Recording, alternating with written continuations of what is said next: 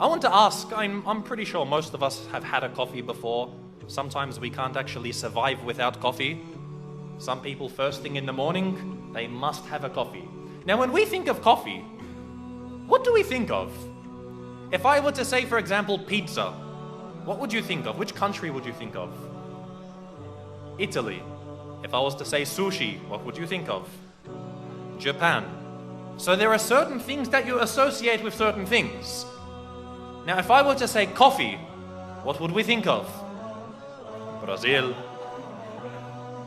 Some people might think of Colombia.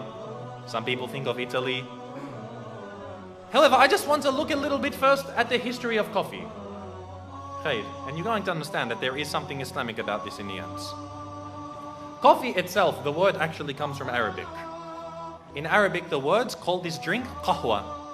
Qahwa is the drink that comes out from the bun, from the coffee bean.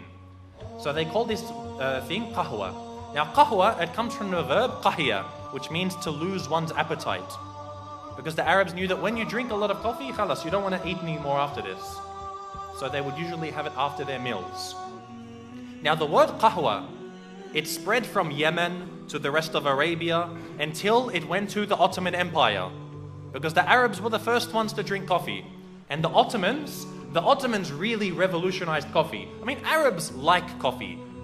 Ottomans and the Turks loved coffee. You'd find that they couldn't survive without coffee. This was every single Ottoman would be drinking it, to the point that many of the scholars of the Ottoman Empire, they stipulated that, of course, as we know as Muslims, a man has to spend on his wife. He has to supply her with a house, with food, with clothing. Otherwise, if he can't do this, it's grounds for divorce.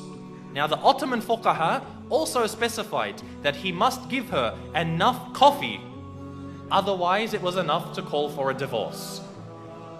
So the Ottomans loved their coffee. However, the Ottomans, as most of us know, as the Turks today, they can't pronounce the letter waw. Instead of waw, they say it like v. You've heard Ottomans, you've heard Turks when they say, for example, wallah. What do they say? They say wallah. So you see the waw turns into a v. This is common in their speech. So the word qahwa, they couldn't say qahwa. So they started to call it kahva. Now, kahva, when it began to spread, when the Ottoman Empire was attacking a lot of the nations of Europe, there was a specific time. It was actually the last instance of offensive jihad in our ummah.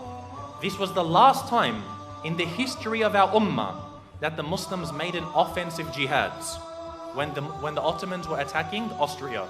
So they were attacking Austria and Poland, who were united at that time. Now they were defeated in this battle. It was called the Second Siege on Vienna. So when they were defeated, as you know, when you leave the battlefield, you leave behind all of your things, the ghanima, your weapons, your treasures. And part of their ghanima, of course, was their coffee.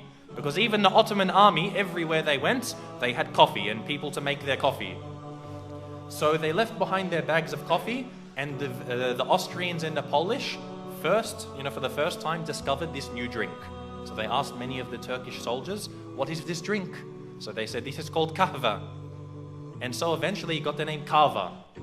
And then from the name kava, it turned into kafa, then into kafe. So you'd see that this drink was a Muslim drink.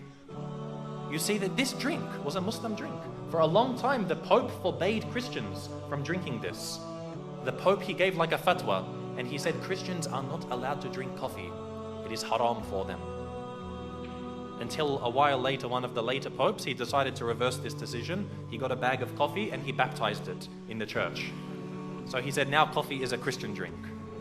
Now this story, the reason why I mentioned this is, as I said, when we start to introduce history, I like to suggest that we know nothing. Every day we drink coffee.